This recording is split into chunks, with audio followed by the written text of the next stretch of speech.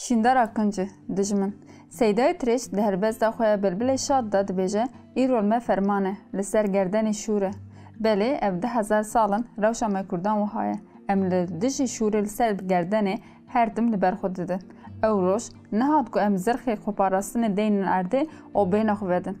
Kurd dê bernedin govenda berxwedanê. Îrol li çarpeşeyê Kurdistanê Kurd li ber xwe didin û fêkî berxwedanê jî berhev dikin. Bila tu kes hêviyên xwe neçilmisînin. Em îro wekî Bakurê Kurdistanê fêm dikin. Gur çixasê har bibe bêtir êriş dike û bi awayekî hovane û fekan vê yekê dike. Li dijî me Kurdan rêbeza ku rejîma AKP MHP dimeşîne jî ev e. Ev êrişên wan ên hovane nîşaneya têkçûyîna wan e.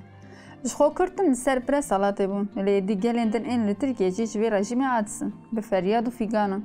Aborî têkçûye, zanist têkçûye. Îro zanistên Tirkiyeyê tev koçî welatên Ewropayê dikin.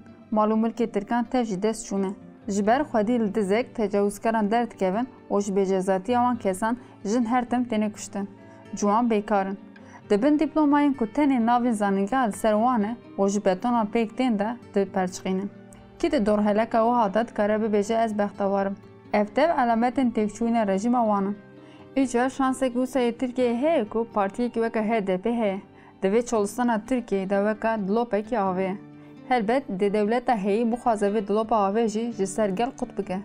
Sedema êrişên wan ên hovane û zirtên wan ên rojane û daxwaza wan ji bo girtina HDP jî ev in.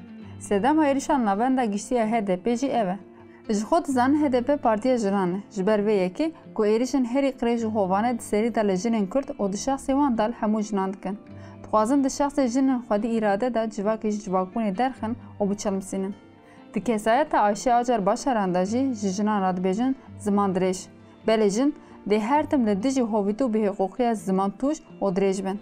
Dê li dijî fen, neheqî, zordarî û qirêjiya pergala mêrdewletî bi zimanekî tûn û dirêj qirêjiya pergala mêrdewletê li rûyê wê bixin. Yanî bi dijminatî nêz dibin. Bi awayekî demokratîk dê tu carî nikarbin tev bigerin. Lewra ev meziyet di karaktera wan de tune ye. Dê her bixwazin bi deq û dolaban bi lîskên qirêj jin, Kurdan û dostên wan têk bibin. HDP û Kurd tenê ne bi xêra navan li ser piyanin. Jin, Kurd û dostên wan dê di her şert û mercan da li her qadin têkoşînê li ber xwe bidin û têkoşîna azadiyê bidomînin. Îro Tirkiye û Bakurê Kurdistanê tu partiyên din bi vî awayê nedibin zordariyê dane. Îro tu endam, hevserok û wekîlên partiyên din bi qasiyên HDP ned zindanan dane. Tiştekî ku Kurd û win da bikin tune ye. Ji bilî berxwedanê û ji bilî hêviya jiyanekî azad û birûmet. Bi Kurd û kurmancî ya diyarker û bi ser bikeve vîn û xwebûna gel e. Gel jî her tim li xwe xwedî derket û dê derbikeve.